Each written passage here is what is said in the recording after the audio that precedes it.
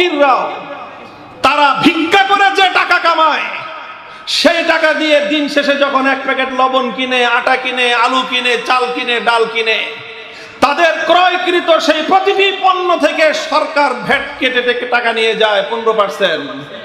আমরা টাকা দেই 100 টাকা, লবণ পাই 85 টাকা, বাকি 15 টাকা ভ্যাট কেটে নিয়ে যায় সরকার।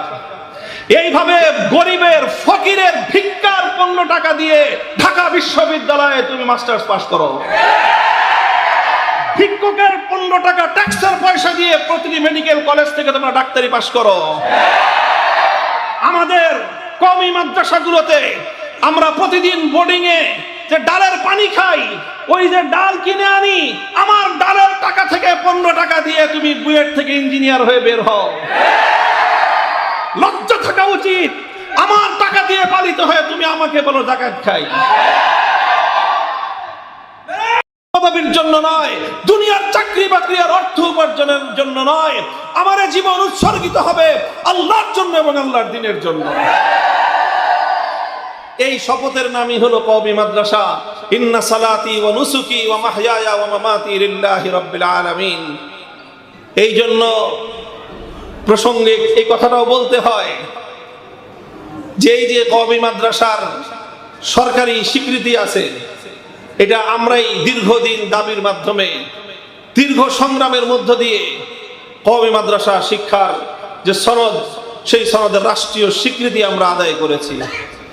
এটা এই রাষ্ট্রীয় স্বীকৃতি আদায়ের আন্দোলনে, এই সংগ্রামে আলহামদুলিল্লাহ ব্যক্তিগতভাবে আমি এবং আমার বাবা শাইখুল হাদিস আল্লামা আজিজুল হক এবং আমাদের গোটা পরিবার, বর্তমান রেফাকুল মাদারিসের মহাসচিব আমার অগ্রজ আল্লামা মাহফুজুল হক সাহেব, এবং আমরা সবাই মিলেই এই ভূমিকা রেখেছি। আমাদের সাধ্যের আলোকে রাষ্ট্রীয় স্বীকৃতি আদায় করেছি। কিন্তু মনে রাখতে হবে, এই রাষ্ট্রীয় স্বীকৃতি আমরা আদায় করেছি রাষ্ট্রীয় সুযোগ সুবিধা ভোগ করার জন্য না। তো বলবেন কেন আদায় করছেন? আজকে অনেকেই এটা নিয়ে খুব বিচলিত, প্রশ্নবাণে জর্জরিত করে যে এখন আমাদের অনুকূল সরকার আসছে, এখনো কেন রাষ্ট্রীয় স্বীকৃতি বাস্তবায়িত হচ্ছে না? আমাদেরকে খুব ভালো করে পরিষ্কারভাবে আমাদের জানতে হবে, এই বিষয়টা বোঝা থাকতে হবে যে আমাদের এই স্বীকৃতি আদায়, এটা আমাদের সুযোগ সুবিধার দুয়ার উন্মোচন করার জন্য নয়, বরং আমাদের এই স্বীকৃতি আদায় একটাই উদ্দেশ্যে, সেটা হলো এই রাষ্ট্রে আমরা যেন আরো বিস্তৃত, আরো শক্তিমান ভাবে আল্লাহর দ্বীনের খেদমত করতে পারি। এই জন্য ব্যক্তিগতভাবে আমরা লাভবান হওয়ার জন্য না। আমাদের কওমি মাদ্রাসার শিক্ষার্থীরা তারা আর্থিকভাবে অথবা তারা পার্থিবভাবে আরো বেশি এখান থেকে সুযোগ সুবিধা পাবে, এটা আমাদের মুখ্য কোনো উদ্দেশ্য নয়।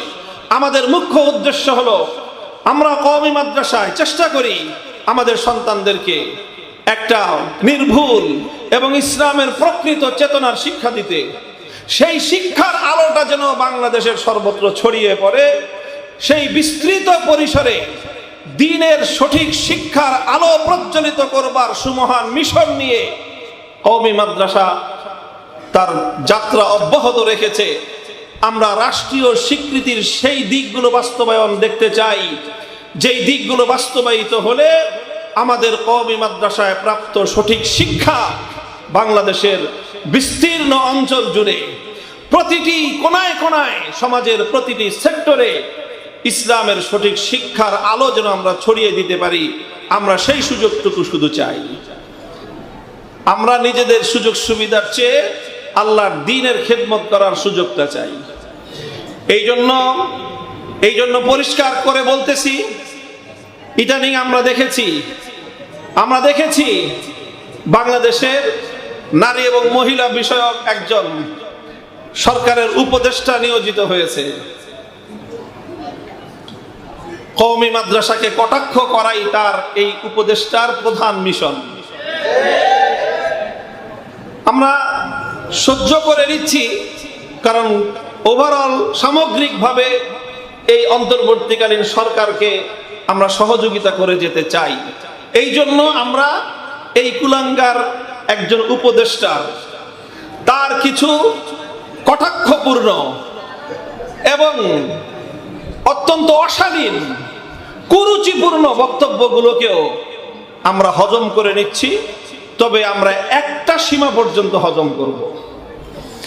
এরপরে কুখ্যাত এই শারমিন মুর্শেদের কটাক্ষপূর্ণ কথার জবাব যে ভাষায় দিতে হয় আমরা সে ভাষায় দেওয়ার জন্য প্রস্তুত থাকব। কওমি মাদ্রাসার যে বিচ্ছিন্ন 2-4টি ঘটনাকে কেন্দ্র করে গোটা কওমি মাদ্রাসাকে তিনি যেভাবে কটাক্ষ করেছেন তার জবাব দেওয়ার ভাষা আমাদের জানা আছে।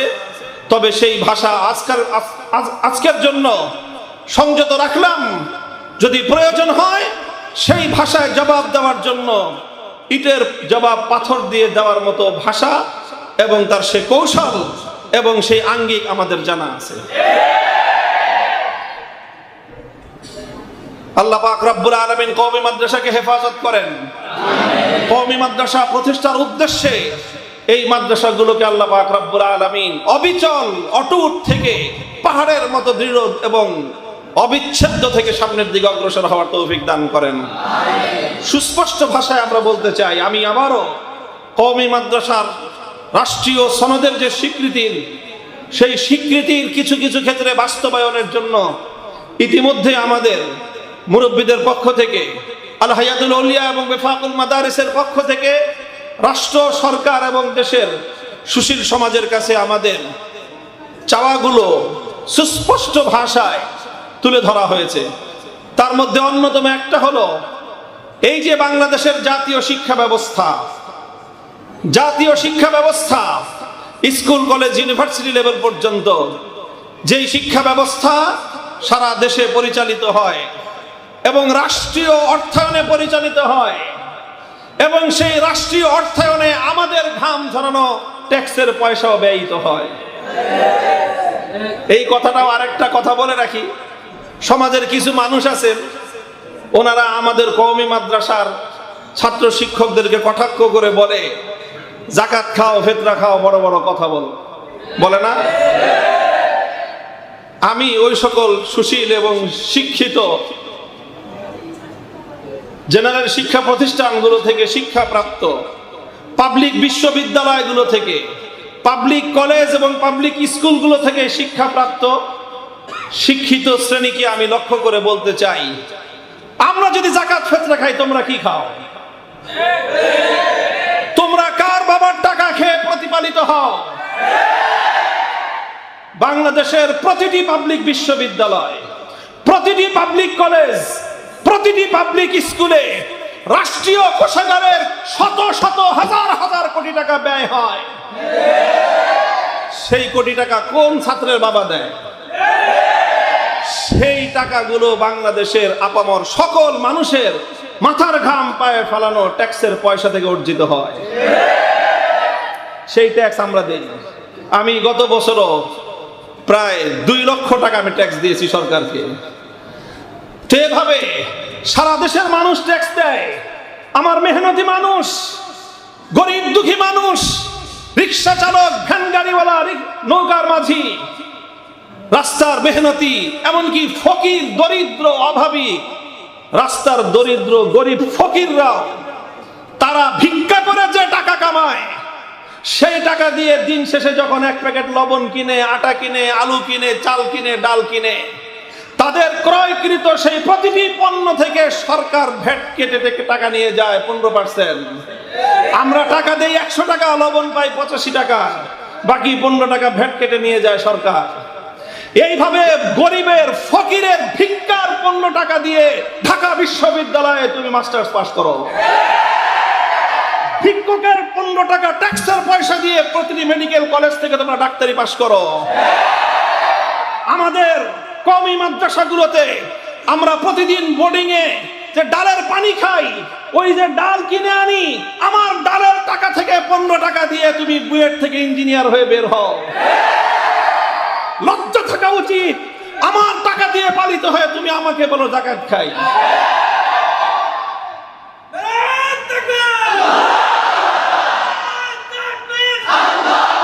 এই জন্য এটা হীনমন্যতার জায়গাটা পরিষ্কার থাকা চাই, বিষয়টা পরিষ্কার থাকা চাই, স্পষ্ট থাকা চাই। যাকাত ওয়াফি আমওয়ালিহিম হাক্কুল লিসাইলি ওয়াল মাহরুম। ওয়াফি আমওয়ালিহিম হাক্কুল লিস-সাইলি ওয়াল মাহরুম।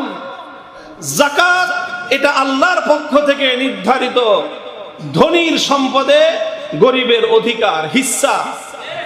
এটা কোনো দয়া নয়, এটা কোনো দাক্ষিণ্য নয়, বরং এটা ধনীর গরিব সম্পদে গরিবের শতকরা 2.5 টাকা। এটা আল্লাহর পক্ষ থেকে নির্ধারিত হক। সেই হকটা আল্লাহর পক্ষ থেকে আল্লাহর বান্দারা উত্তোলন করে এবং সেটা আল্লাহর এক শ্রেণীর দরিদ্র বান্দাদের পিছনে ব্যয়িত হয়।